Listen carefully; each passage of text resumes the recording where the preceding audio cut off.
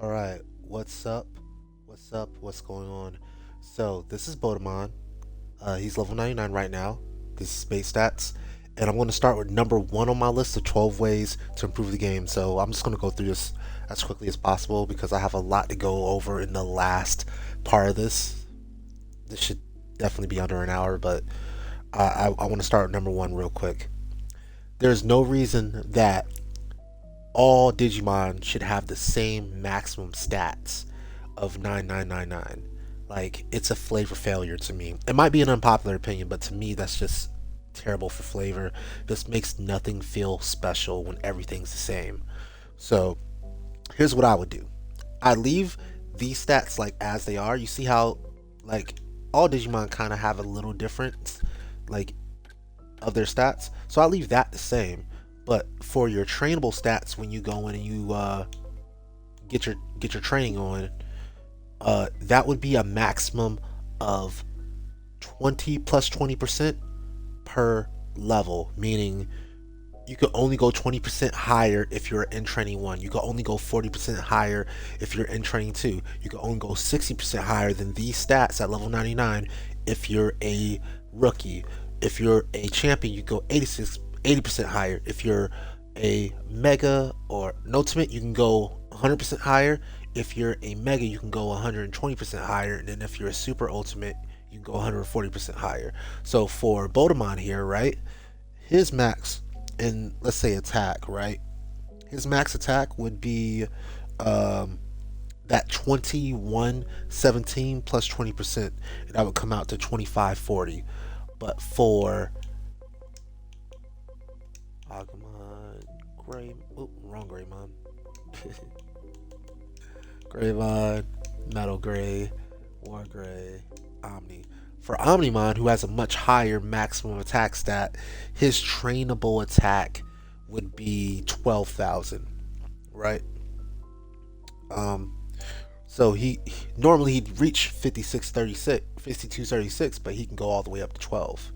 And I think that just makes a lot more sense when it comes to how Digimon are perceived, because you can't be having babies with max stats and like fusions with max stats and they're all just the same Digimon. Like, come on now. Um, Obviously, oh, one thing I would change about this: make 9999 not the max stat anymore as well. Like, if it happens to exceed 9999, then oh well. Like, that is what it is. Like, five figure stats should be normal in this game. Like, we this is a game where five figure stats are kind of normal. Just as long as you stay within those training limits, people shouldn't be going six figure. So five figure stats should be normal. Um, Also, trainable limits shouldn't affect your cumulative stats. So if you have those little blue stats in the black bracket, those shouldn't count towards your limit. You can still exceed that limit with those. Same with personality skills. If you have a skill that adds to your stats, they should still add to your stats even if you're at your limit. Agent skills the same way, especially perfections, right? And then equipment, like, the equipment becomes useless if you have max stats. So that shouldn't be the case. And then your in battle buffs should, which already is the case, where they continue to apply no matter what your stats are. Yeah, so that's the first way I would help improve the game. All right, next up, boss battle attributes. So almost every boss you fight in this game has the same freaking attribute. It's like virus. So you fight not this Plutomon, but zombie mode Plutomon. Yeah, you fight a whole bunch of other viruses throughout the game. Calismon, Chaosdramon, kind of the DLC though. Parallelmon from DLC one now. Like, you fight a lot of viruses and sometimes freeze, like some non-elemental or non-attribute, like Diaboromon is one of them that you fight. Uh, Vikemon as well, actually, and he's another free. Um, yeah, I would say this is fine. Oh yeah, not let's not forget all seven of the Demon Lords. Like, I think there should be more boss battles throughout the game. Like towards the end, it gets better where you're fighting more vaccines, I guess. So finally, datas have something to do. But in the early part of the game, datas are basically useless. Like unless you're running known bug, and you only get one of those at the very beginning. So um, yeah, you're already in digital world by that point. So yeah, I would say definitely some more variety on bosses. I had the same complaint about Digimon Survive. Like literally everything is a virus there until you get to the Kenzoku part. Like same thing here. Just too many viruses being the enemy. I get it that they're typically the enemy, but like add some variants and not just the freeze, not just the unknown attributes. Like add some actual datas and vaccines. Parrotmon was a good one. It actually threw me off and borderline killed my my master Bloodmon or my regular Bloodmon at that point. Um, More of that would have been appreciated. Like why wasn't there like yeah, more of that. That's all I really have to say. More variants in the bosses. Hopefully, there's. You would have to honestly rewrite a lot because the the major bosses at least have a lot of storylines, so it's going to be borderline impossible to redo the entire story to have more major bosses that aren't vaccines at this point. Like that's just not going to happen. So that ship might have sailed. I don't think you can. I don't think that's constructive criticism, honestly, because I don't think you can fix the major story bosses. All I think you can do is maybe add more side quests throughout the storyline, especially at those lower levels where there's too many viruses that are actually as hard as a Sharkmon, as hard as a Parrotmon, as hard as a Okuwamon, right? As hard as those bosses, add more of those. That would be my recommendation there. Um, all right, number three. Elements that end the game. There's an extraordinarily imbalance of the elements. Like some elements, I'm just gonna point them out as I think about them. But plant for sure. Like why does she not have a plant attack as her one of her special skills? Uh, Shoot, Rosemond burst mode is the most egregious one. Is two light skills. Like what are we talking about? Plant, of course. Earth is another big one. There's basically nothing at the Mega Plus level that uses Earth that I'm tracking. Um, I'm pretty sure there's nothing at the Mega Plus level that uses Earth. Actually, I can run through all the Mega Pluses. I have them all. So let's see if I'm lying real quick. Uh,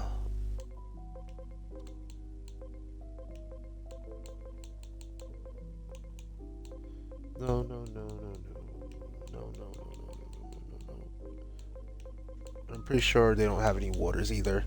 So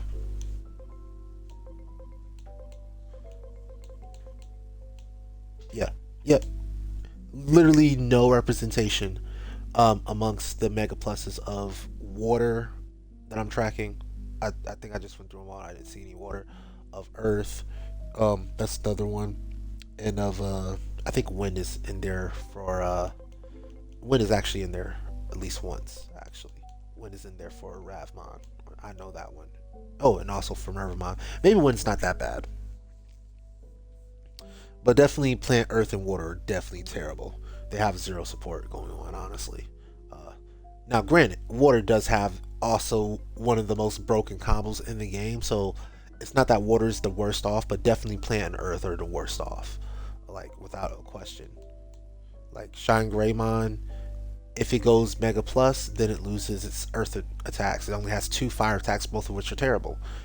Um, Same thing for Kaiser Greymon here. If Kaiser Greymon goes Mega Plus, it loses Earth attack. Now it gets a Light attack. And honestly, two bad attacks again. Um, so just something I would look at is how over flooded is the game with moves of the light element, moves of the dark element, moves of the null element and moves of the fire element. There's like too many of those moves and not enough of, say, the other four elements I mentioned, the plant, earth, water, and to a lesser extent wind. Like did both these two attacks need to be wind, or excuse me, need to be light? Excuse me, light. Um, Instead of one being null and one being light. Like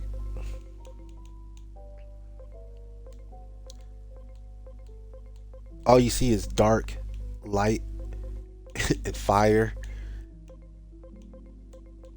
and I would say null as well. Like null is one of those that is, I think I noticed a lot because it's on a lot of really good moves. Maybe it's not all, yeah, it's on a lot of really good moves. Null is on, usually if a Digimon gets a null move, that null move is going to be really good. Maybe it's not overdone, but all the null moves that you see are just really good. So maybe null isn't a problem. Maybe I'm over speaking on null, but definitely fire, definitely um, dark, and definitely light are way over represented. There needs to be less of those and more of those other ones: the plant, the light, and the not plant light, the plant, the water, and the earth. Plant, earth, especially water to a slightly lesser extent. All right, that's all I have on that. That was my number three. Number four. Um, there's a lot of Digimon that just have a lack of two elements or a lack of AoE special skills, especially at the mega level. That's kind of sad because just about all Digimon in existence are designed with at least two skills. Like you could go look it up on Wikimon. They all have at least two skills for the most part. And yet here it's like Atomic Inferno. Or actually, let's go to the actual stuff. Two, and another one that gets me is if, I think in this case it's not as bad because these two moves combo off each other, but there's a lot of them where, like this, what's the point of this? A fire attack and a fire attack. This is actually a good one. Fall to arm, a light attack and a light attack. And the worst is when, so sometimes you get a half of what you want. Like this is a single target in a AOE. I think I had another one where single target AOE, even though this one you don't really want to be using that final shining burst too much. Sometimes you get a really good Digimon. Actually, this is just single target, single target. Sometimes you get two different elements, but they're both single target. But in this case, Ramphmon BM is going to be, he has really good moves, even if neither of them is AOE. Sometimes things are just flipped weird. Like, I think a lot more time could have been spent on the idea of what moves are and what a decent Digimon should look like. Like, this is one of the few ones where both are the same element, and it makes sense because this one reduces fire resistance and then this one deals fire damage. That makes sense, right? Otherwise, most things should look kind of like this, in my opinion. One enemy and then a different element, all enemies. Like, one should be one element with the one target and one should be another element of all targets. And that's not going to be that hard to do, honestly.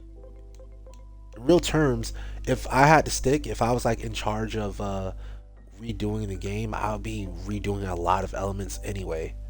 Like, why is Omnimon Alter, both versions have a electric transcendent cannon, and then Supreme Sword is just a rant, like it's either light or it's dark. Like, we could probably swap something around and make one of these ice in some way, shape, or form. Like something can give. Zort defeat I can more so understand, but even then I would probably end up making at least one of these two attacks at AoE. Yeah, a lot of work could have been done there. Like, this was a good one. They did a good job here. Well, yeah. just the way the thought process behind how they put together moves. I don't exactly see how it. I don't like how it bore out. All right, so that was number four. Um, oh yeah, and it super agrees with the Dark Masters. Like literally every Digimon related to the Dark Masters is like, look, one move, and it's not a good one, by the way. River Power is not good. Uh, one move,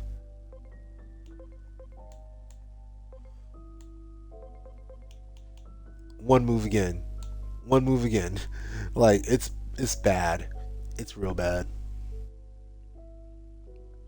Like if a Digimon literally only gets one move and that move isn't good, you're royally screwing over that Digimon.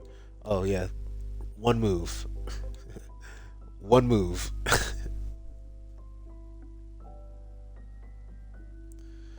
Yeah, so very few Digimon should have, if any, should only have one move, especially at the Mega level. I would, I would be, I would be hoping that we see, especially at the Mega level, we should hopefully be seeing more three or four special skills than just one. Now I get that you have to animate all the special skills, so that might be the financial constraint involved with that. But if that's the case, where it's just like, well, animating all this is going to take too much money. Okay, I would have said pick one skill per Digimon that you want to throw your everything into animating, or if it's like a really popular Digimon like World Greymon, okay, animate two skills. But everything has to have a full suite of decent skills. Um, all right, so that was number four. Number five, there's not enough int attackers. I think this is one of them. Yep, good. So he's an int attacker. He's an int attacker. Um, which he's an int attacker. Good. He's an int attacker. But when you get up to like, let's say the top, the tippy top,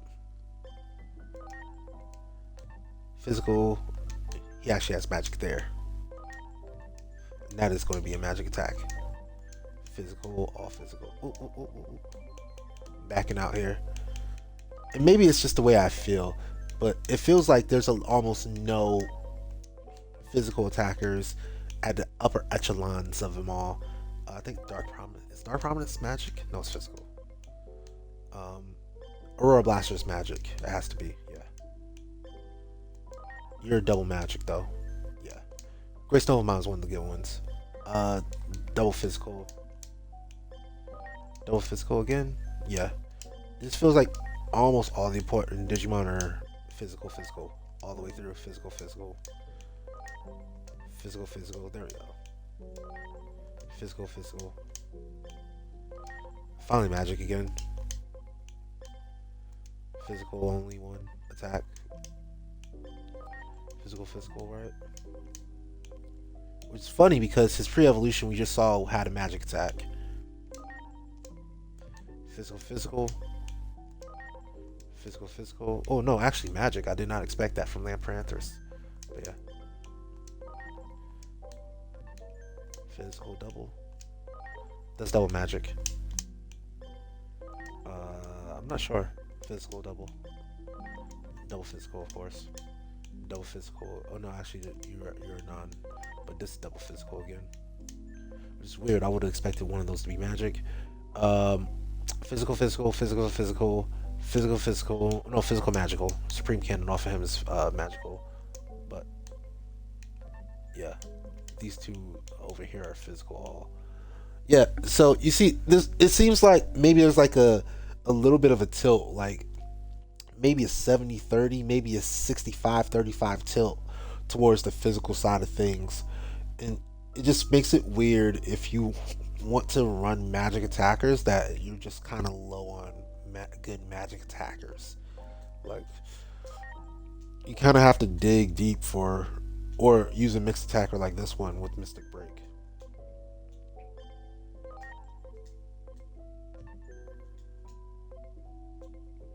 But yeah, that's kind of my piece on that. Is that I just feel like there's a little too little magic in the game.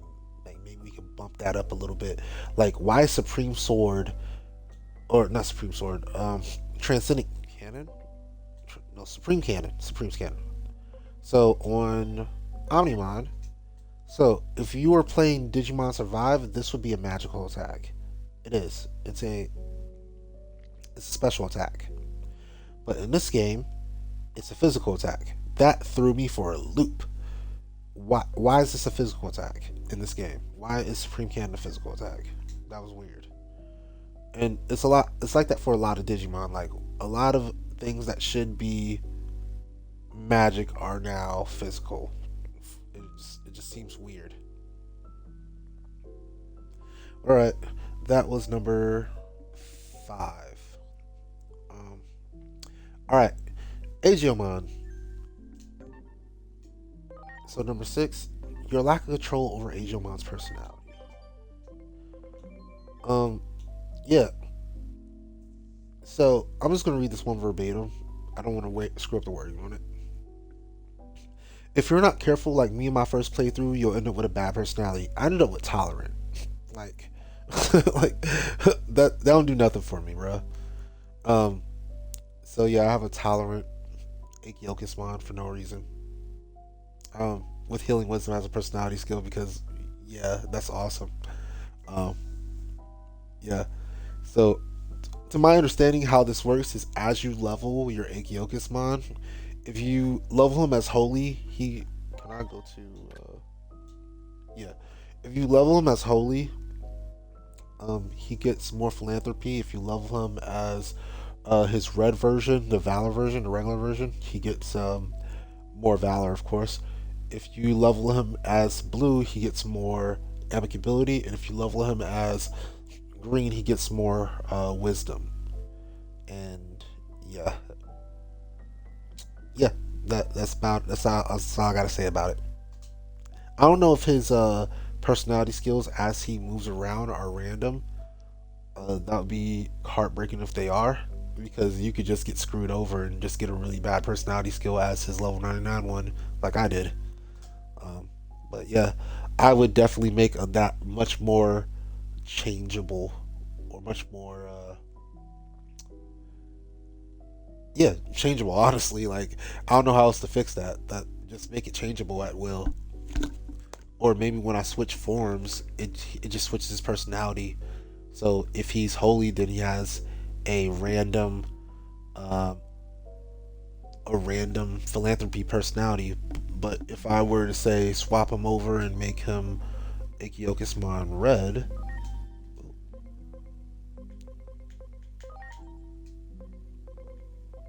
so that was to make him red, right?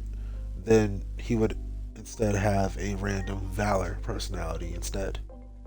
Or if I was to make him green, he would gain a random wisdom personality, like something like that. And then of course a random personality skill that goes with that personality, which could get frustrating for some people, but at least it would be it's better than this. Honestly, it's way better than what's happened already. Um, so that's my thoughts on that. So that was number 6. Number 7. So speaking of the level and experience curve in this game is really brutal, as well as the talent system itself. So as you play the game on normal mode, you're constantly under the level needed to handle most bosses without a team swap out, which itself would be really brutal when you don't know the next boss's weakness or its change mode's weakness, or charge mode, excuse me, or who it even is sometimes until you're already in combat. Like, remember the Dream World? Like, when you have to fight Witchmon and a whole bunch of Phantomon who were chasing you around? Yeah, imagine you saved the game there and you didn't have a backup save, and you weren't ready for that Witchmon fight. You would be screwed. Like, you would have to lower your difficulty in order to beat that from normal to something else. Like, that's not how you should have to play. Uh, yeah. So having to reload from that battle or any battle, like any major boss, and just hope you already have an answer leveled up, it can be fun breaking. Especially if you don't already have like attack reflect and spell reflect. Um, yeah, you're just kind of screwed. So that's my thought process. That's number seven. Excuse me, so for a second.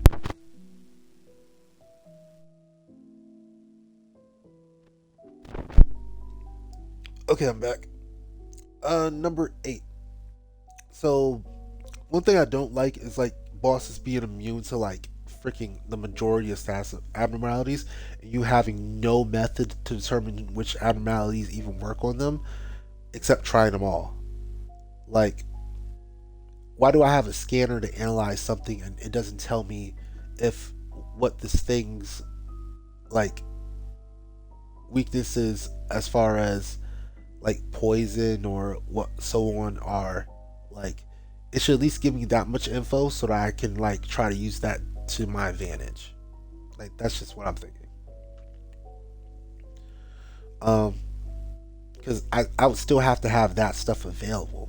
It would just be, I don't know. Yeah, it's just really really like, it just feels like the steps abnormalities are there to be against you, not to help you, because you're never immune to anything unless you create that immunity with an item. Um, all right, number nine. Item crafting, not being able to create items of real use, like crit attachment twos, like talent awakening boosters, which maybe not. Augment chips for sure, and multi recovery DX and other stuff that you really just can't buy, but you also can't find more than a few of.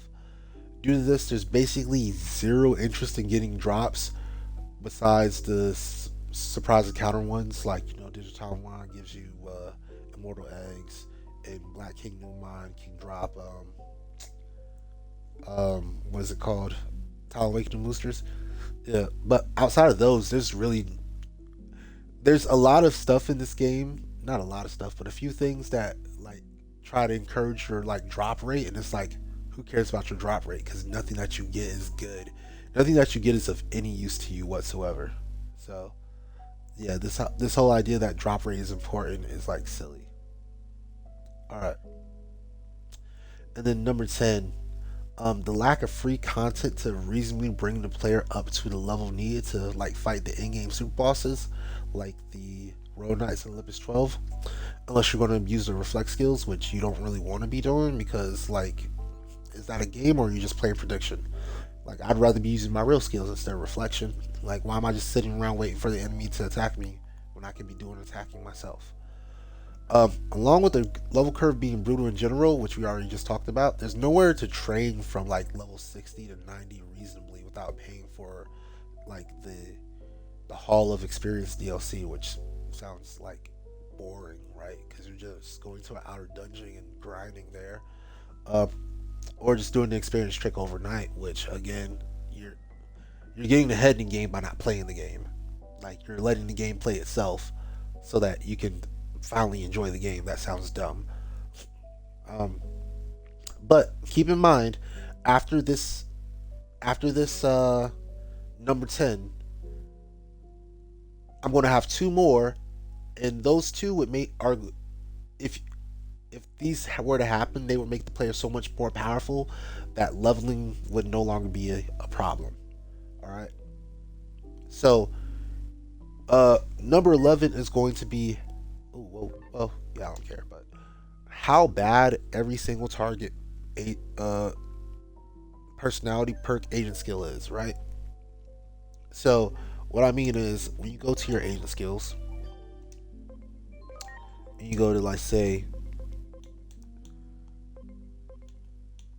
Brave Blow, it's like brave Digimon attacks ignore 3% of the target's defense per each agent rank, and that sounds amazing at first glance. But the thing about this game is that it uses exact verbiage. Attack means attack. It doesn't mean skill. It means attack.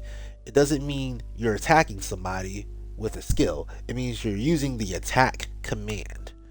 And that is garbage. Right? Um So, um, almost all of them are basically unusably bad, with the sole exception of sociable tool reinforcement, and even that loses use in Mega Plus where you can't use items anymore. So I feel like all of these could be buffed to be significantly more useful with just with most of them getting little change at all, honestly. So I'm going to go through them real quick and what my ideas on all of them are. So for philanthropy, where's adoring at? Adoring life charm. So instead of boosting HP, augmenting equipment effects on adoring equipment on adoring Digimon by 10%, um, instead we would boost it by 100% per agent rank. All right. So the thought process behind that is you have 10 agent ranks. 100% would mean 1,000% if you're at level 10 like I am right now, right? Um, your strongest HP boosting item is the HP attachment 3 that gives you 1000 HP. 1000 plus 1000% is 11,000. That means your health, if you were to use an HP attachment 3 on an adoring Digimon with, let's say, 7,000 health, would jump up to 18,000. Is that a lot of extra health? Yes, it's very powerful, but you're going to see as I go down the line that that's just going to be the power level of this new, because honestly you're kind of, this game doesn't give you any type of real fun power fantasy towards the end. You kind of have to build it on your own.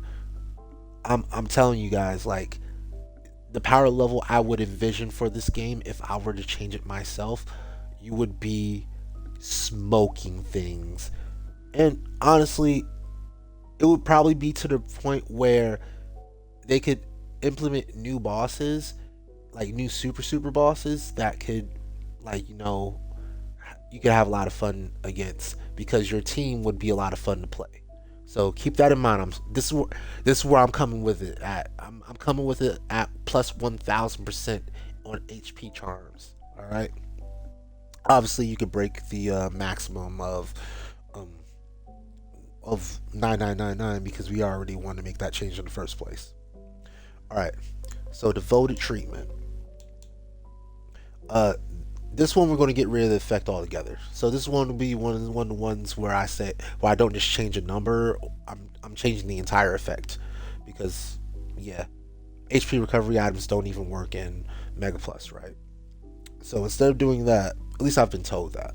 So instead of doing that, we're going to buff all the stats of devoted Digimon by 3% per agent rank whenever they're cured of established abnormality by an item or a skill. So basically, your Digimon gets panic, and then you use an item to fix it. All right, you get a 30% buff to all your stats, including your crit rate and all that good stuff too.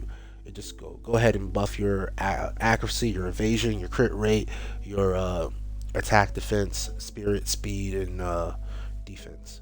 All that gets buffed off rip. Okay. All right.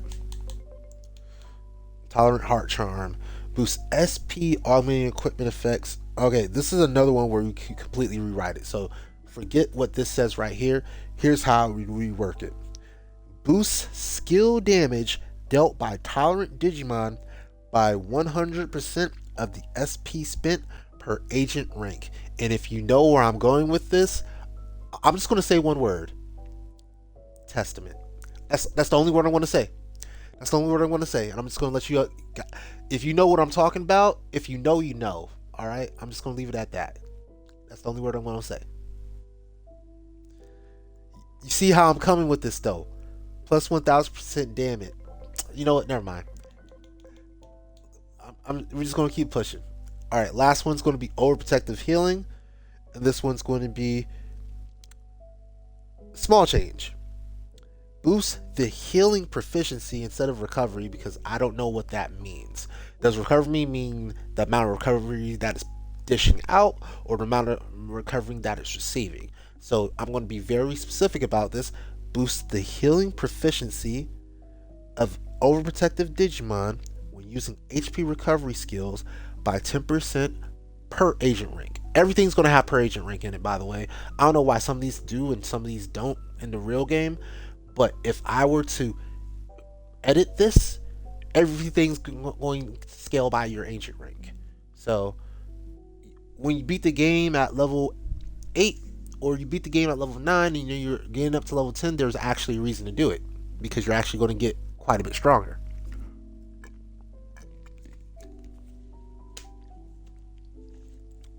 All right. So if you were keeping count, the reason I did these in 4 different ways is because these are going to support 4 different playstyles, not just healers, right? The last one was for healers. But for adoring, this one's going to be, if you guys know about adoring actually boosts your defense and spirit when you get perfection, and if as you're leveling up, it also boosts your defense and spirit. So this giving you life charm and giving you plus 1,000% on your life charm is just going to make you like the ultimate squish bag, the ultimate like sponge of damage. So that's why I did that like that. So that's to make you tons more tanky.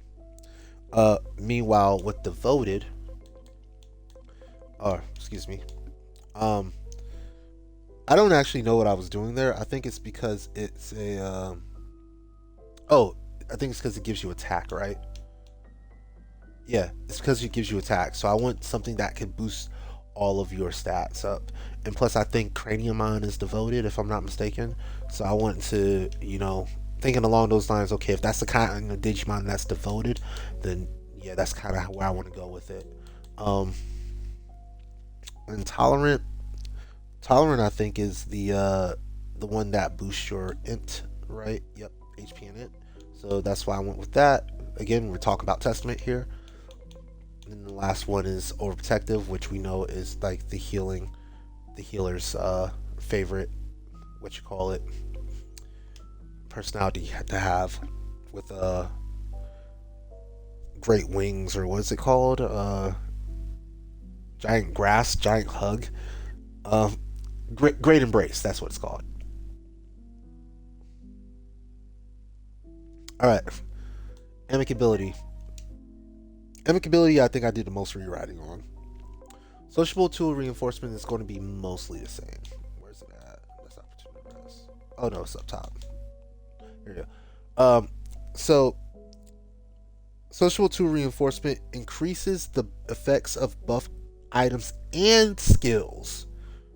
I'm adding and skills used during the turn of a sociable Digimon by 20% per agent rank. So that would be plus 200% at agent rank 10, which would be tripled.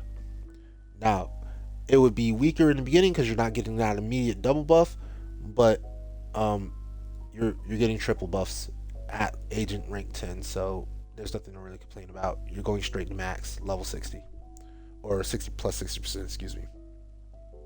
So that's for your buffers. So for your debuffers, we have compassionate tool technique. All right. So each enemy debuff or status abnormality placed during a compassionate Digimon's turn has a 8%. By the way, this is a rewrite. So what you're seeing on your screen is not the one I'm doing. Each enemy debuff or status abnormality placed during a compassionate Digimon's turn has a 8% chance per agent rank of causing another random effect to be placed. And yes, this can whiff. It can just pick something that the enemy is immune to. That's why that chance is so high. It maxes out at 80% at agent rank 10, of course. So the idea is that it's probably going to end up whiffing against bosses, but against, like, let's say Scrub Digimon, is probably going to be extraordinarily powerful. Like, you go up against something that's supposed to be a little bit of a challenge, like a mini boss. It's not really immune to a lot of like things. You're probably gonna end up ruining it with that type of thing. All right. What else? Friendly impulse. So we we covered buffers, we covered debuffers, friendly impulse. So again, complete wipe here. We don't care about personality skills changing. I don't care about that. Nobody cares about that. So we wipe that out. Instead, we go with this. Increases a friendly Digimon's crit rate and crit damage by 1% per agent rank for each crit landed in the previous round. Um, Depending on what Digimon you're dealing with, you might be dealing with, let's say, the, the, the most the most powerful Digimon with this type of thing would either be Ravmon Burst Mode or Gurumon Bond of Friendship. So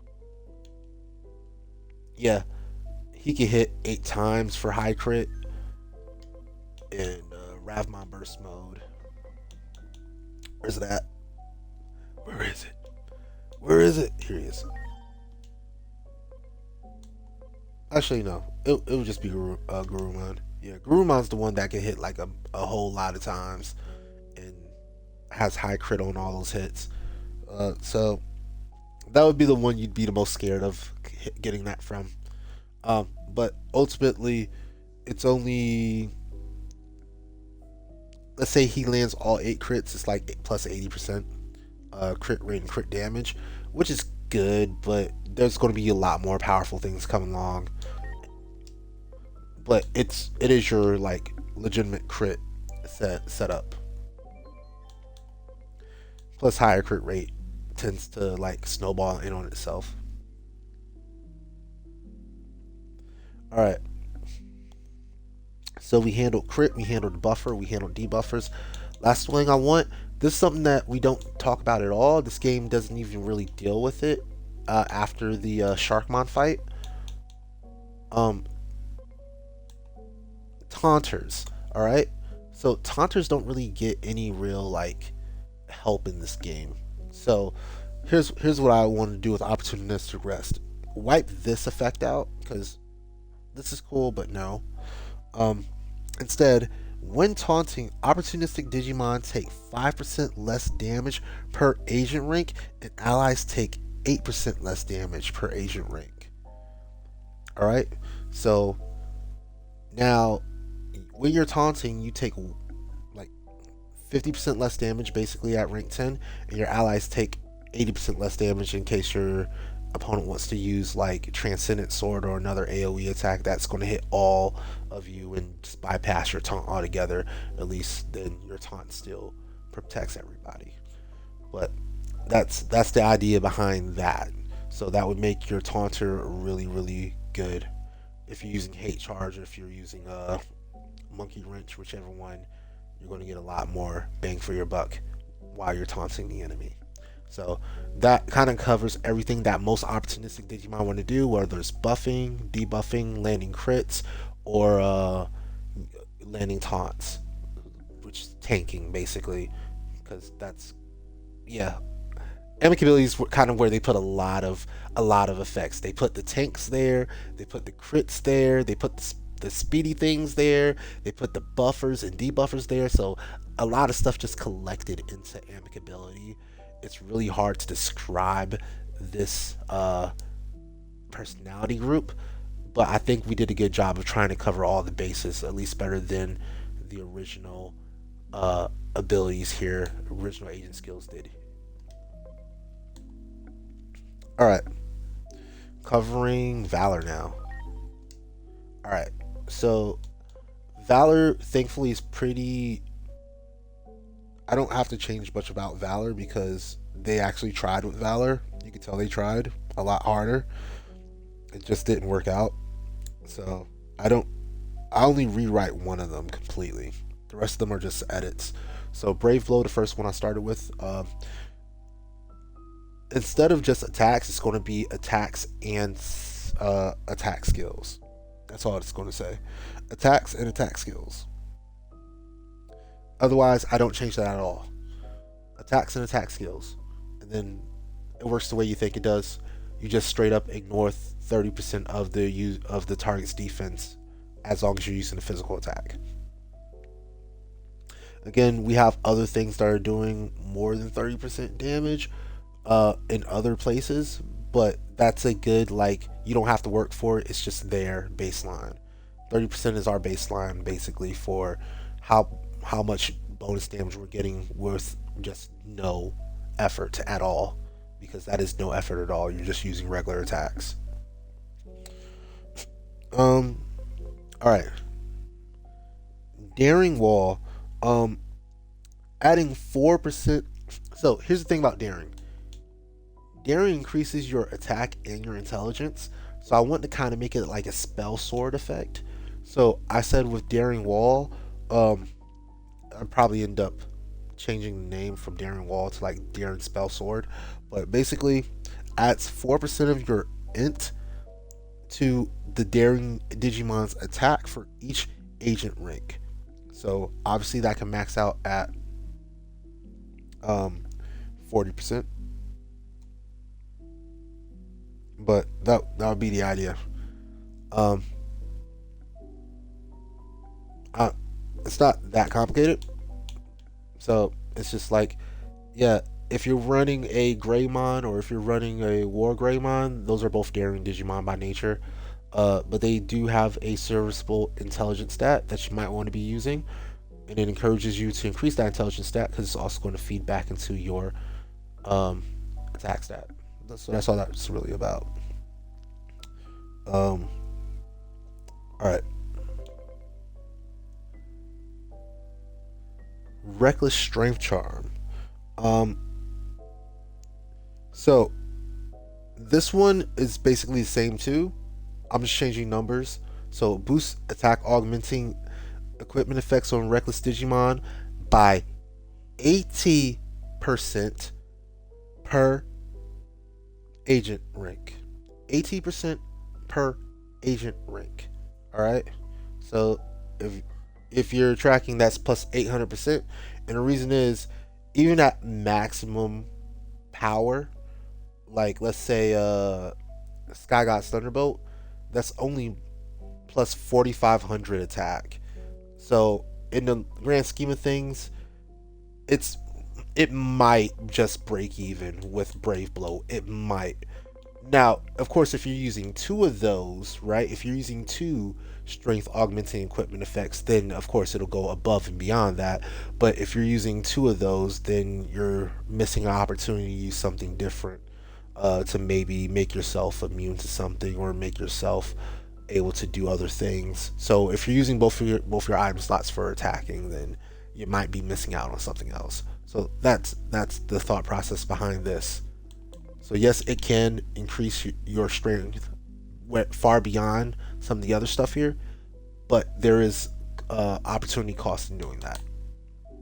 Last one, Zealous Defense. This one's also pretty simple. Um, Zealous Digimon recover HP by, here's the big change, 10% for each agent rank when taking damage while guarding. Alright? So that means full heal. If a Zealous Digimon is guarding and gets attacked, it gets a full heal. That's all I'm asking for. So you don't really want to be guarding too often. Um, but if you are guarding as a Zealous Digimon, then you get to what you call it, you get to recover all the way.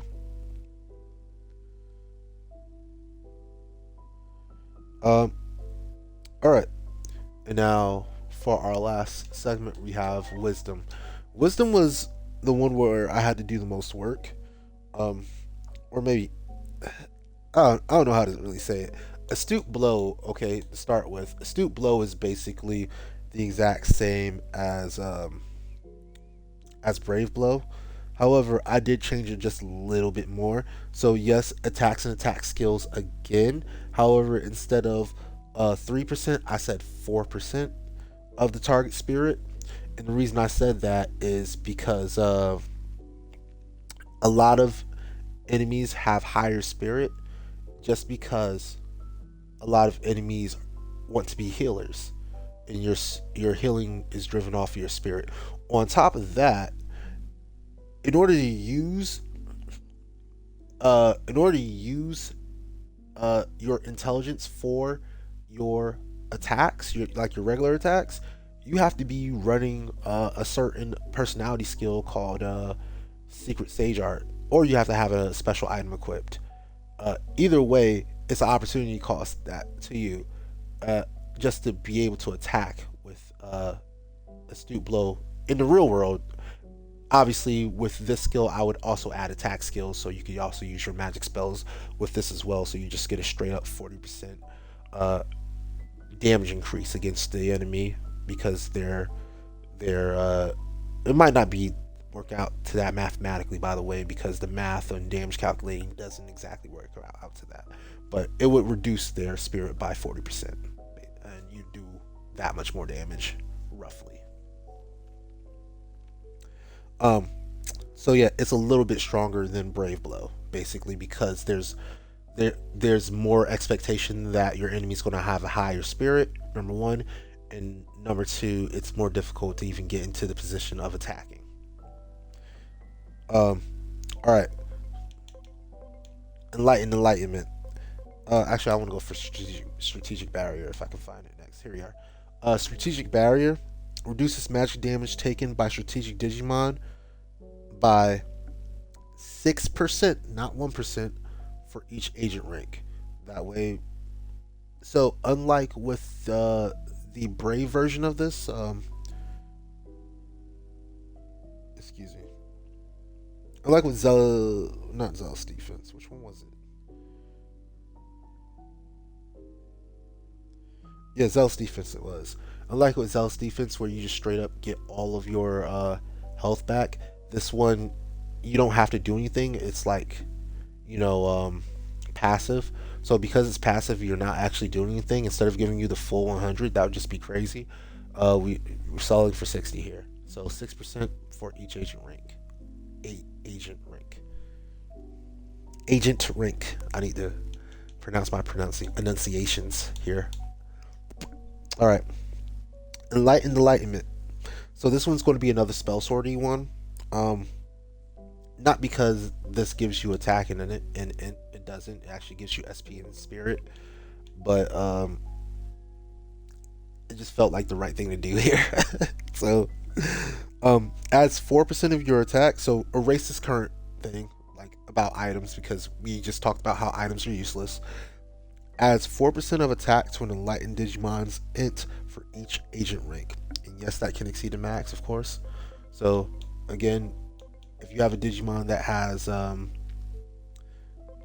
by the way, the enlightened Digimon are mostly like your Aegiomons, your Lucimons, your Myotismons. A lot of your like primary like demonic and angelic Digimon, like your two poles of light and darkness, are going to be in the enlightened categories. So they're going to have a lot of int. And being able to use your strength to increase that is going to be crucial for them.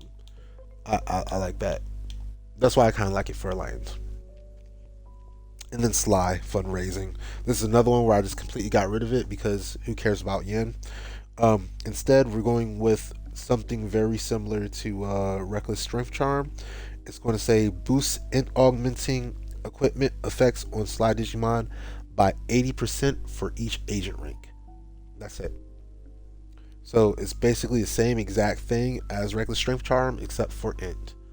Um, so again, it's not going to be as powerful, by the way, because Sky God's Thunderbolt has a plus 500, whereas the strongest increasing thing has a plus 300.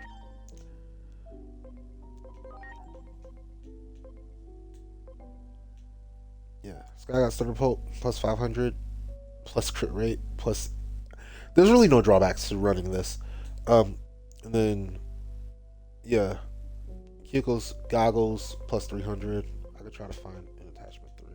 Yeah, 300. It doesn't go higher than 300. Sadly, there's no way to get your int up. So honestly, I'm just kind of holding out that there is going to be an item eventually introduced that increases your intelligence by 500, and that would mean I don't have to change this ability. But if there's never an item increase, then I'd probably say plus 100% for each agent rank, uh, instead of plus 80%. All right, so last one is personalities themselves. So speaking of personalities, I know we were just there, but personality skills are imbalanced as heck.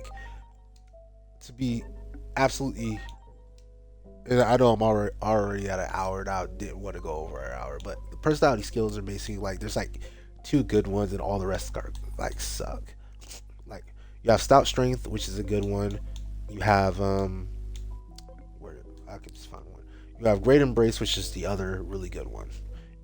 If you want to make the best team in the game, you just use these two, uh, those two, uh, those two skills basically, stout strength and great embrace, because that's basically all you need. Um, Anything else is just like not optimal at all. So what I would do is I would end up, well, number one, because there's no stout, um, there's no stout intelligence, right? It just means that int builds are just worse than strength builds. Like attack builds are just way better. So there's no reason to run an int build at all, unless you really just like that Digimon. So just something to think about. So I would fix all of them like this. And there's no way to display all of the. There's no way to display like I did with the personality agent skills. There's no way to display the actual personality skills on the screen for you guys because they're not shown. Um, so what I'll do instead, um, the best I can do here, I could just pull this up, and I can just tell you where I'm at. All right. So for the main ones, the wisdoms, right? Healing wisdom, warrior wisdom, magical wisdom. So normally those just reduce your SP cost for those types of skills by 10%.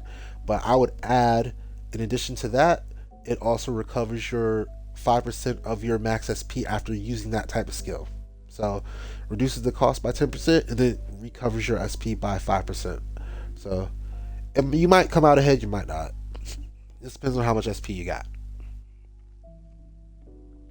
Um, it's not to make those skills viable, it's just to make them less sucky. All right. So starting with philanthropy, which is top left, um, we're going through those skills first. So SP supplement. Uh, so whenever you heal, you also recover the same, instead of 10%, the same amount of the target's max SP when using skills to recover an ally's HP. So if you recover them for like 6,000 HP, you also recover for them for 6,000 SP, instead of just giving like 10% back of their SP, which is kind of like, why? It's not that big of a deal.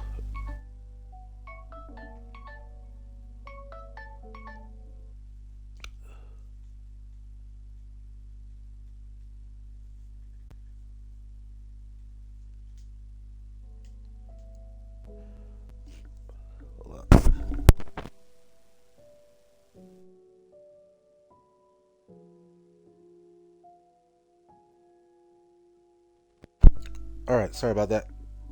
All right, so yeah, it's not that big of a deal. Uh, so just yeah, SP supplement. We just go ahead and give them back that. Matter of fact, can I just maybe I can find all of these. It might be kind of hard for me to find stuff that's really weak like SP supplement. Though I'll keep it with you guys. Oh, found it. Yeah. So yeah, I could talk to it. I could find some things and then talk to them as I'm going through them. Do I have follow up on anything? I highly doubt it. You might just have to believe me when I tell you what follow up does. I don't remember everything that has everything. It's a million of them. I don't think I have anything with follow up. Oh, hey, I found one. Oh yeah, Slayerdramon. Of course I have follow up on that. Alright, so follow up. Always acts last. Alright, that's cool. And for the Adoring one, because there's two different ways you can get follow up. You can get it from Adoring, and I believe you can get it from Strategic as well. So on the left side of the map, Adoring is number 1, and Strategic is number 12. Um, I would actually get rid of follow up altogether at Strategic because I don't want repeats of skills at all. Um, but for follow up and Adoring, I would just increase it so that it always acts last, but it reduces damage received by 50%. So again, Adoring is a very tanky uh, personality to begin with. We were just talking about how it already in the game, Adoring Perfection increases your defensive stats as well as just being Adoring increases your defensive growth. Um, that's also going to be true here. It's just going to make you more tanky because if you have that follow up skill. All right, Prayer for Aid recovers 10% of the max HP of all allies at the start of each round. Pretty simple, right? I don't know if I have anything with Prayer for Aid, by the way. I probably don't. All right. I'm not going to spend too much time looking for stuff. Uh, First Aid. I think First Aid would be a really good one to have on the screen. I'm not going to lie. First Aid would be good to have on the screen. Oh, found one. Yay.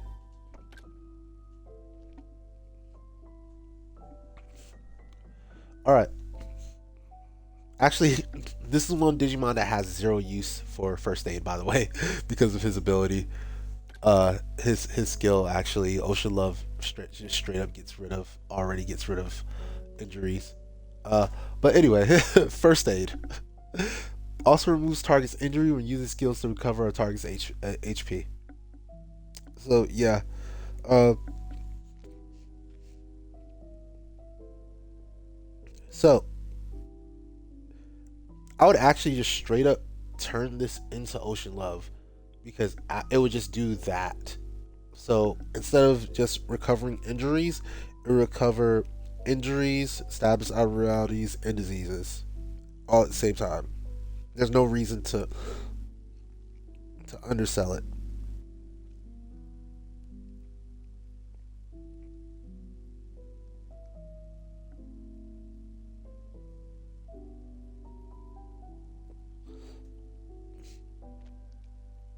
I didn't realize that injuries don't count as a status abnormality, by the way.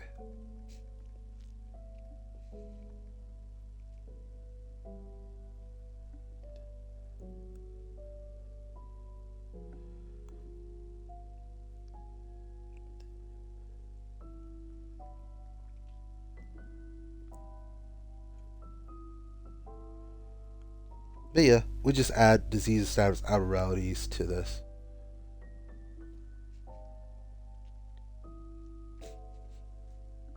All right, next. So Stout Spirit.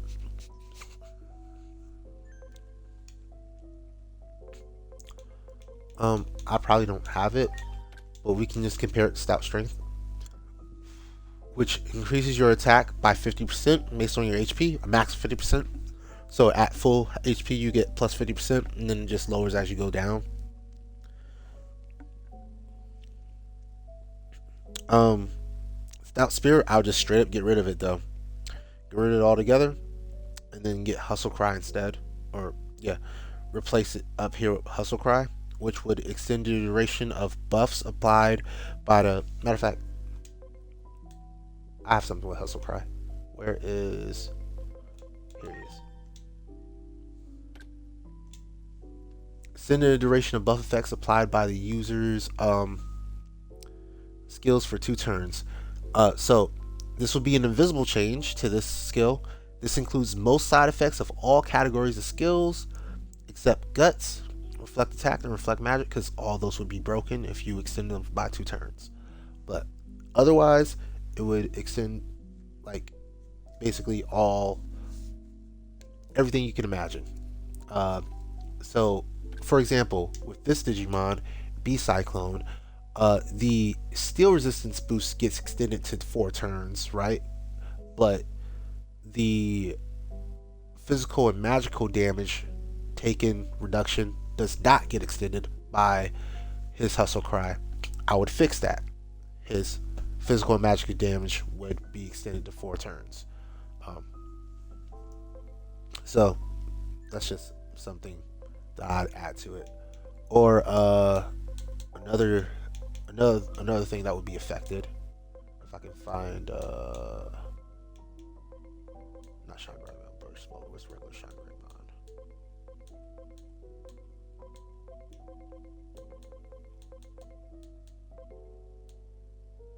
Man? Am I blind?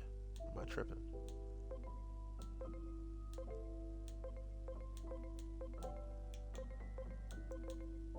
I gotta be blind, because where the heck is Shine Greymon? Oh, here it is. Yeah. So this is not a buff skill, but if he had what you call it, if he had Hustle Cry, I'll make it so that this kind of buff that you get as a side effect is also extended by 2 turns. So instead of a 20% booster attack for 3 turns, you get it for 5 turns. Which, by the way, that does not happen now.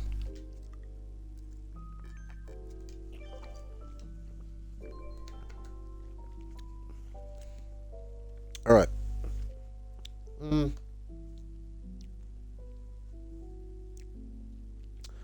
um, Steadfast Heart. I don't think I have that. But basically, Steadfast Heart increases your spirit as your HP goes lower up to a maximum of 90 plus 90%. I would just add defense to that. Wait, is it defense or is it spirit that gets increased? I'm sure. I think it's. Oh no. I don't freaking know. All right. I think it's defense for Steadfast Heart, even though it's you learn it in the philanthropy zone. It is defense, but I would add spirit to that, so you just get 2 stats instead of 1because it's defenses and defenses are kind of sucky anyway. So who cares if you get 2 instead of 1? All right, Rally Blessing. Uh, we already have a Digimon with that. Where's my designated Rally Blessing user? It's around here somewhere. It should be in the level 70s actually. I don't think. Did I ever get it in level 99? I might have got it at level 99. No, it's not all the way up there though.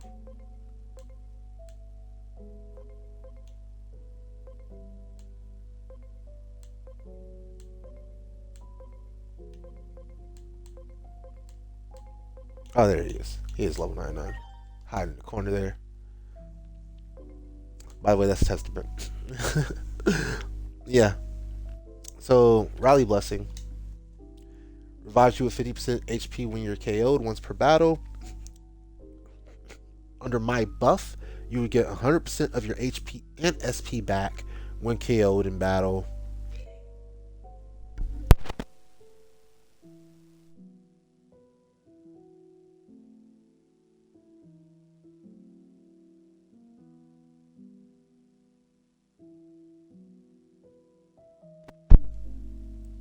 Obviously, only one time though, right?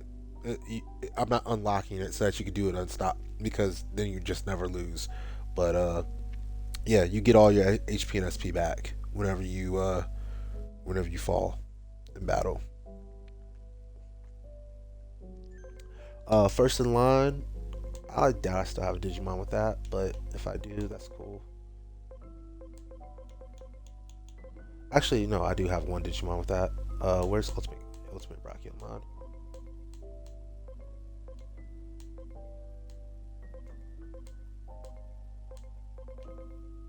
He's in level 99 somewhere.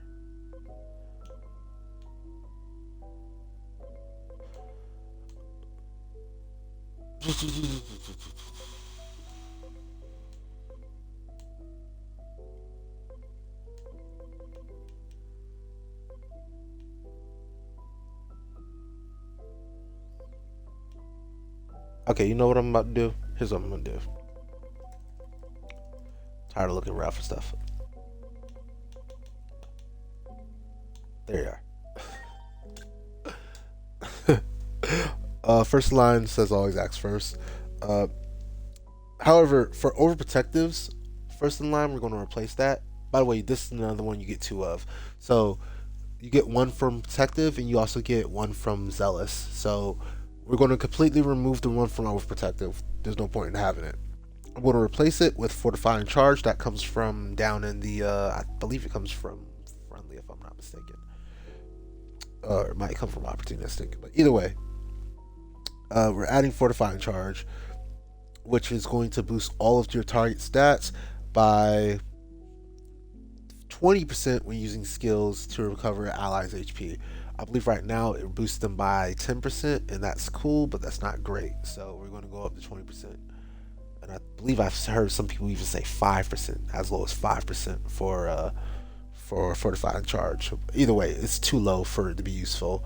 We want it to be higher. We want to make that usable. So 20% it is. So that's going to replace overprotectives first in line. Great Embrace, which is also an overprotective skill. There are going to be no changes to that. It overheals you by up to 200% of your. Yeah, Great Embrace is good. Everybody knows what Great Embrace does. It overheals you by up to 200% of a target's max HP. We use recovery skills. Like, it's a great skill. All right, cheer. Who uses cheer again? Oh, where's Aegiomon? Oh, I don't have to go look for it. It's in order. There you go. So, start of battle. Boost attack and int for all allies based on total bond of party members. So right now it scales to plus 20 at maximum bond. I would increase that to plus 60 at maximum bond. All right. So we're just tripling that effect.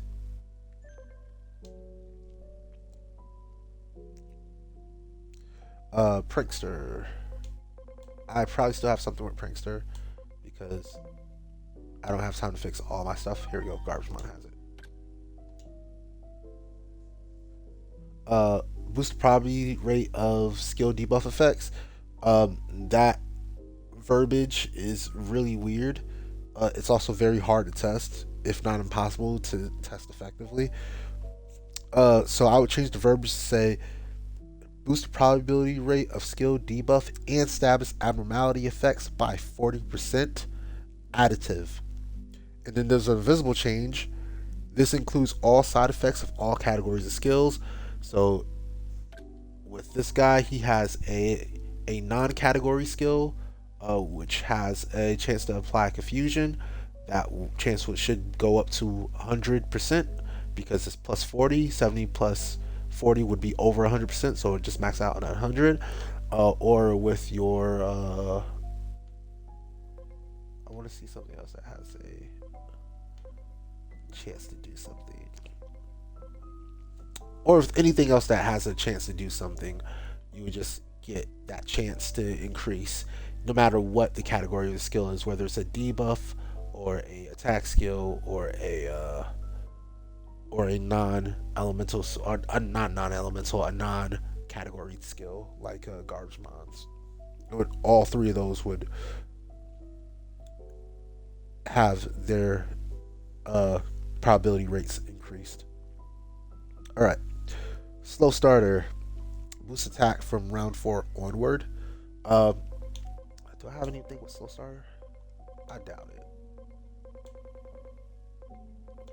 I might have had one with slow starter.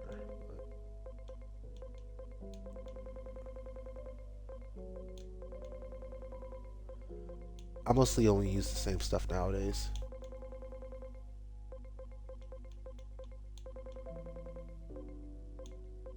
Yeah, I'm only using the same stuff nowadays. Yeah. All right, I'll just read off to you what it is. So slow start, um, boost attack from round 4 onwards. So this is how slow start works. So starting out round 4, you get plus 10% to your attack. Then on round 5, you get plus 30% to your attack, and then on round 6, you get plus 50% to your attack. That part's not going to change. But what I would change is at round 7 and going forward, you would get plus 70% to your attack. So right now it maxed out at 50%, and starting at round 6 and going forward, you always have plus 50%. Instead, I max out round 7 with 70%, and then moving forward, you always have plus 70%. Just a little bit more bang for your buck. All right, playing ahead. Where is Imperial Paladin mode?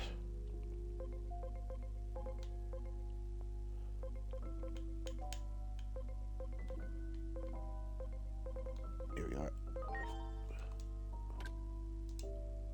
Alright, so at start of battle, reduces defense and spirit for all enemies based on total bond of all party members. That's basically backwards cheer. And then I'm buffing it the exact same way, 60% instead of 20%. Um, Strategic Order. Strategic Order, I don't think I have a copy of it because of how bad it was. I just got rid of it. Oh, I do have a copy of it.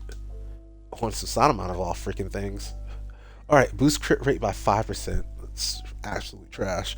Uh, so instead of that, I would have it boost accuracy, evasion, and crit rate by 30% additively. So if you have a Digimon that has an attack with a crit rate of 20%, all of a sudden that attack has a 50% crit rate, or so on and so forth, right? Also, the accuracy rate of a lot of Digimon is pretty low. If you're talking about like a Boltzmon, it's really low. So you can really get a lot of wear out of that on like Tomahawk Stinger here, where you would go from 70% accuracy to 100% accuracy, and also 30%, or excuse me, 35% crit, because you always have base 5% crit. So 35% crit on that as well. You go from an effective power of like 91 to an effective power of like 150, just with that one skill. So that's what it's more flexible. It's more like a, hey, use it when you want it. It's not like pure power or anything. It's not like super overpowered. It's not like stout strength or anything, but it for a certain Digimon, it'll make them a lot better. So it's kind of like, it's strategic order. It's a strategic skill. You use it in strategic ways. All right. Really, it's tactical, but whatever.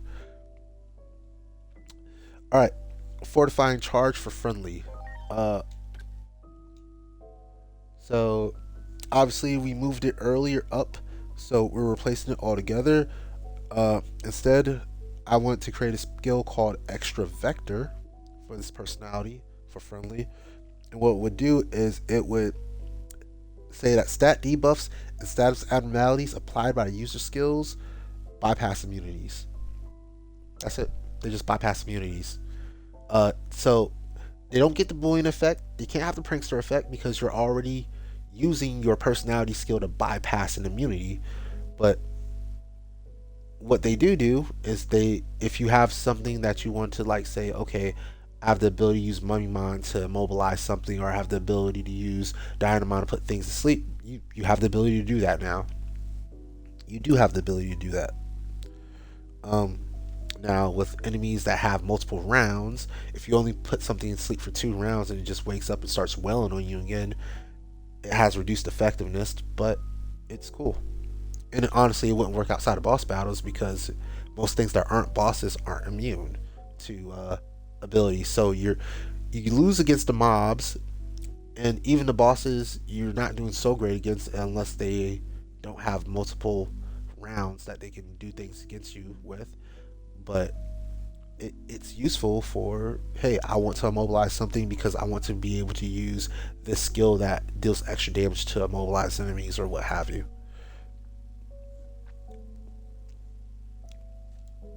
All right,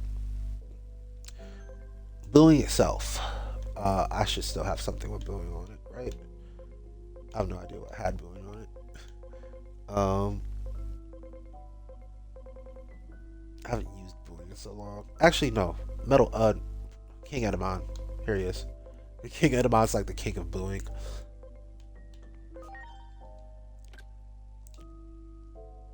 All right. Extends duration of debuff effects applied by the user skills by 2 turns. All right, cool. Here's what I do to that. All the Number one, there's an invisible change to this. This includes all side effects of all categories of skills, just like we talked about with Prankster. If if it can be applied to your enemy by one of your skills at all, it doesn't matter if it's a debuff skill or a non-category skill or an attack skill, it gets extended by 2 turns. Number two, the other thing, this one's not an invisible change, by the way. So this is a text write and adds taunting.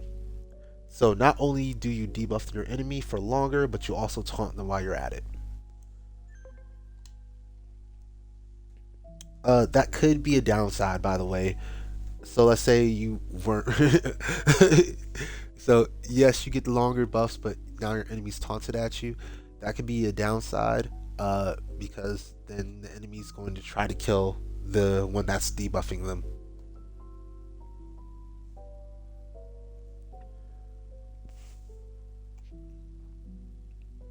Weak point blitz. Oh, right here. Boost damage dealt by the user when hitting an enemy weak point after an ally does. So what it doesn't tell you is that it only boosts your damage for like 10%. Um, we need to pump those numbers up, so I'm just pumping them up to 70% from 10%. By the way, 10% is coming from me. I tested that. So if I'm wrong, I'm wrong, but that's what my test said. 10%. All right, stop strength. We already know what that does. We're not changing it. Boosts your attack by up to 50% based on target's HP. Or based on your own HP, rather. Uses HP. Um, Hustle cry for compassionate. We're going to replace that because we already moved it up.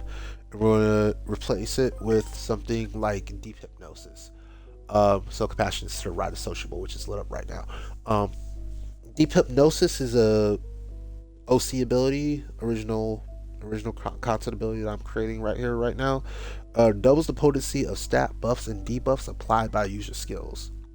So basically, just like a compassionate tool technique, hustle cry would basically do the same thing, um, but for skills. If the user uses a debuff skill, it's twice as strong. If they use a buff skill, it's twice as strong. All right.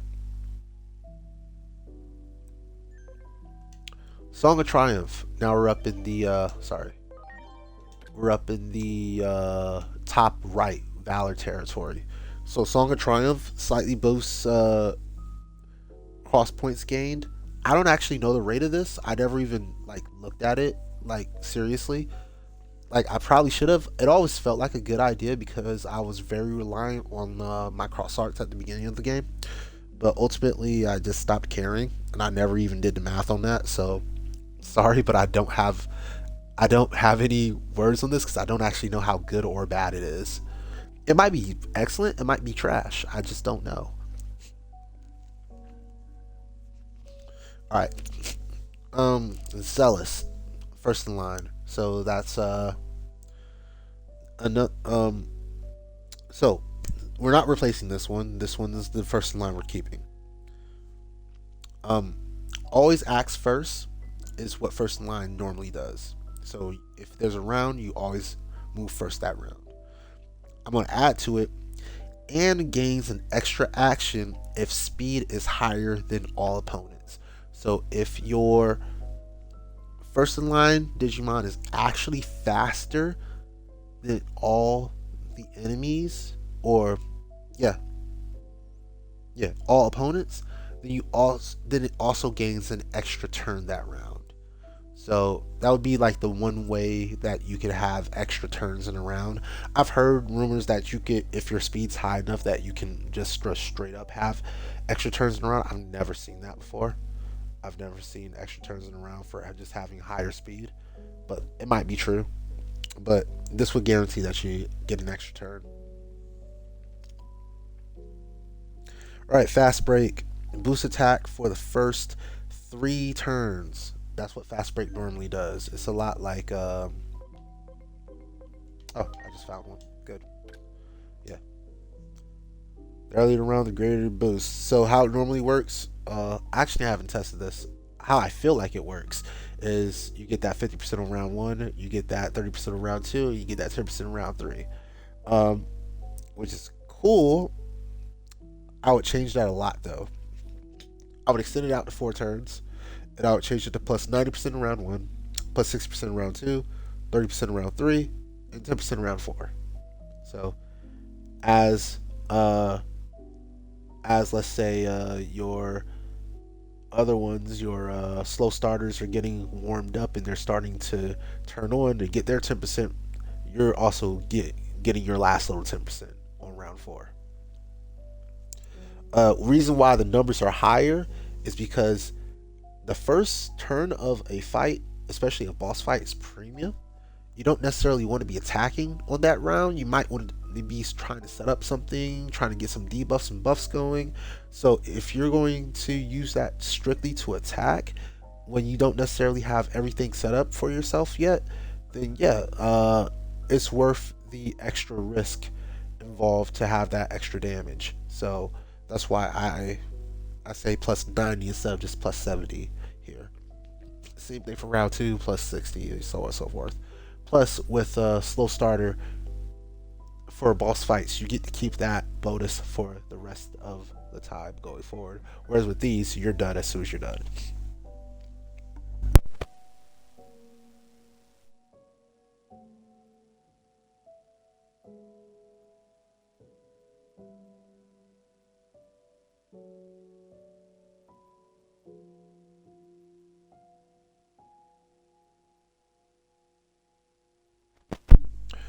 All right, extra strikes tech. I don't know if I have anything with that. So what it does is allows you to perform an additional attack when extra strikes is activated. The only thing I would change about that as a personality skill is that it would also guarantee extra strikes when you're attacking with a non-skill. So basically, whenever you use that attack command, you would get extra strikes. All right, vitality, vitality theft. I might have something with this. I think I do. Is it? What's it called? Bacchusmon? Yeah. No, I have steadfast might. I don't know. What do I have with vitality theft? Dorgormon? No, I think I changed it. Oh no, I do have it. Cool. Okay, cool. Recovers HP equal to 10% of physical attack skill damage dealt. I would change that in two different ways. Recovers HP equal to 50% of skill damage dealt. Not attack skill, just of not physical attack, just attack skill damage dealt.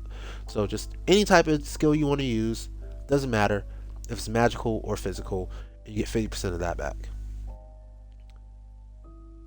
Uh, Steadfast Might. Now we can look at Maximon. Boost attack when HP is 90% or lower to a maximum of 90%. Um, no change whatsoever to this. This is actually really strong. It's just hard to deal with, but the risk is worth the reward, in my opinion. So, yeah. Counter. Chance of countering with an attack when being attacked. That's the how that skill works. I don't think I have anything with it. Um, so instead of an attack, I would say counter with extra strikes would be cooler because then you can get your extra effect or maybe your extra brave. Um, and then at that, also with that, I'd want to change the rate of countering to 90% at critical HP. Stout defense boosts defense and spirit up to 50% based on users HP. Do I have a stout spirit and no, I don't have a stout spirit. Okay, steadfast heart. Yeah. So that's the okay. Sorry about that. Sorry. So stout defense is basically stout strength, but for defense spirit. Nothing crazy about that. Strategic order and daring, because there are two of them. We're going to replace that. So daring is the one under brave here. Um, We're going to replace the second strategic order because there's a strategic order in daring and in friendly. We're keeping the one in friendly. We're getting rid of the one in daring. I want to replace it with a skill called redoubled effort, which boosts your attack by 100% after using the same physical attack skill at least twice in a row, but that doesn't stack with itself.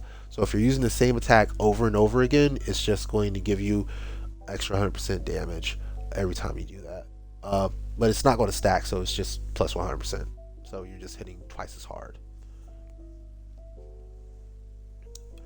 Um,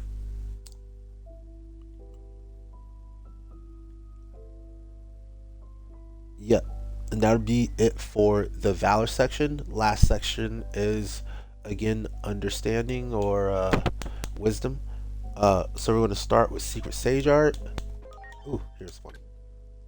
So Secret Sage Art says attacking deals magic damage. This is a trap. This is a trick. Words mean things. Attacking means attacking. It does not mean using a skill. It does not mean using an attack skill. It means hitting the attack button. That sucks. So I would change it so that it says attacking and physical attack skills deal magic damage using int. That's it. Uh, yeah. All right. What about intense focus? Intense focus. If I have a Digimon with it, I'm not sure if I do. I probably don't. Oh yeah, I do. Here we go. Random. Intense focus. Boost int for the first 3 turns. Um. Oh, you guys can't see it on the screen. There you go. Yeah, same thing with fast break. I'm just going to increase it to 90%, 60%, 30%, and 10% throughout rounds 1 through 4. Haymaker. Where's Gabumon? he's my he's my designated Haymaker. Yeah, boost crit damage by 20%. Not the worst of all the skills, by the way. That's probably like the sixth or seventh best skill. Um, but boost crit damage by 120%. So instead of doing 50% plus 50% crit damage, right? So normally your critical hits do 1.3 times damage. With this, they would do 1.5 times damage. However, with my version, they would do 2.5 times damage, which is worthwhile because your normal crit rate is only 5%. So if you compare that to always getting plus 50% in real life already, by the way, from stout strength, or uh, usually getting plus 90% from steadfast might, getting plus 150% damage when you can't guarantee your crits, especially in Mega Plus mode. Yeah, I think that's a fair bet. That's fair. If you build around a crit, if you build towards your crit build, and then you kind of deserve the damage, honestly. Like, that's what crit is for. It's for doing the most damage in most games, is to build around your crit. And you end up sacrificing a lot of things to do that. Um, so yeah, crit damage by 120% instead of 20%. All right, meditation. Meditation is just another slow start. I think I have it on Rosemont or something, right?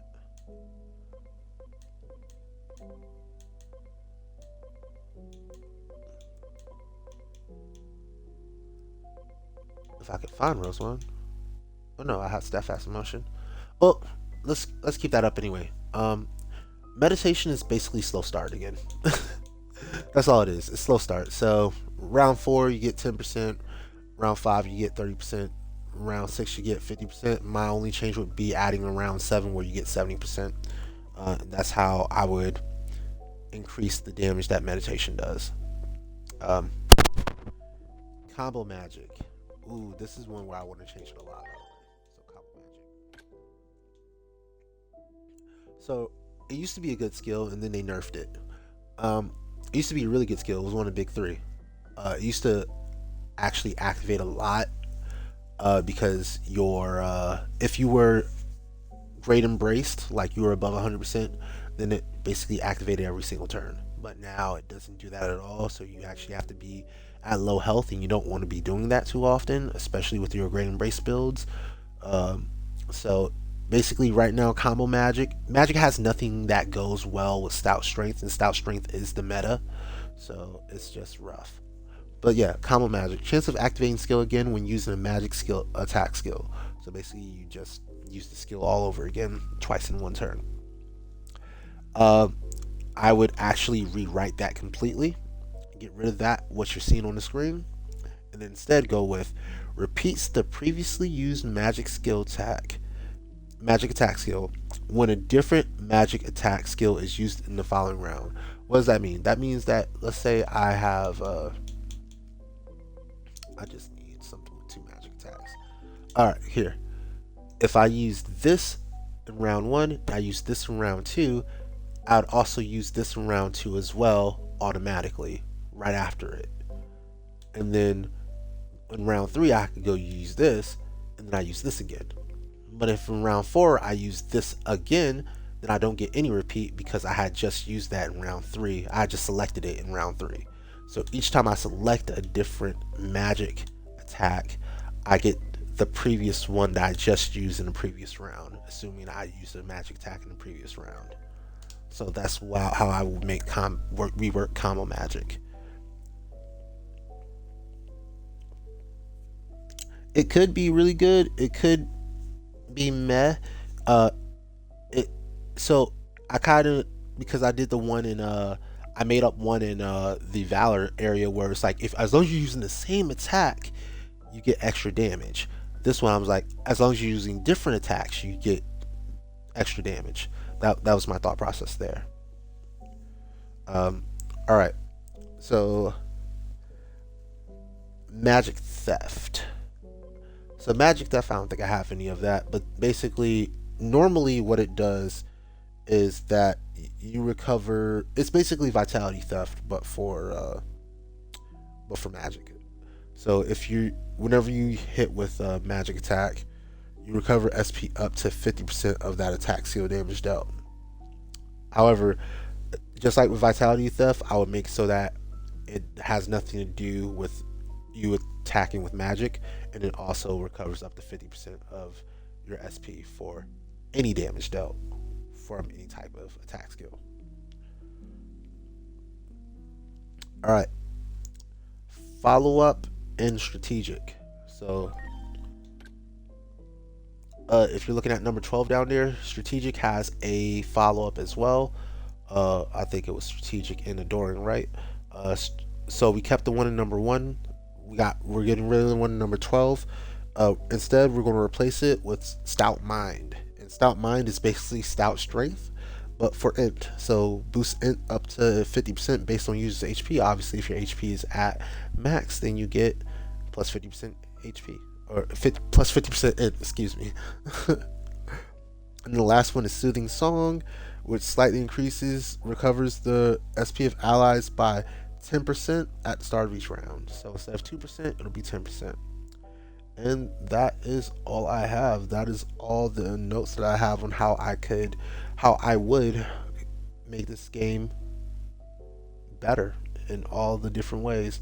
Yeah, I had a feeling those last two ones would take forever, like, because there's just so many notes on, like, okay, this skill could be better this way, this ability could be better this way, like, because all these Digimon are all using the same skills and abilities. It gets really, like, especially when they're all so bad, it's like, yeah, like, all these skills and abilities need a big rework, because there's like great embrace and stout strength, and all the other rest of the personality skills suck, and then you have like one good personality agent skill, and it's like, yeah, we this entire, the bones of this game, not the bones, I wouldn't say the bone, it's not the foundation of the game, but they're definitely like the muscles and sinew, like the accessories of the game need a rework. Like they need a little bit of love, like they need a little bit of touch to them, a little bit of finesse to make them real good. But I think they could be really, really good, and I think the game could feel a lot better to play. It could have been a lot more popular if they play tested it and made it a lot stronger out of the gate. But that's all I have for now. As always, I've been me. You've been awesome. I'll catch you in the next one. Hope you've enjoyed it, and peace.